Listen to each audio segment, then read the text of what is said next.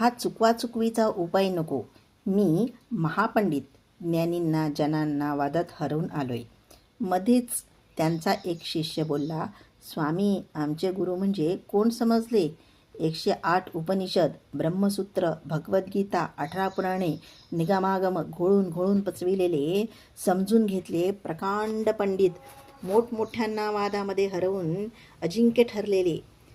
तेच हे त्यांच्या हातातलं कडं, सुरपूरच्या महाराजांनी बहुमान दिलेलं.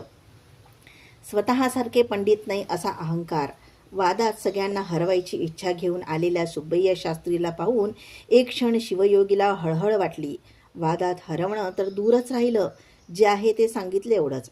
काय विचारायचं ते विचारा. विजेच्या समोर मुख असूनही सन्मुख. तिन्ही सांजेच्या कोळ्या प्रकाशात प्रखर प्रकाशाचा अनुभव शिष्यांना आला.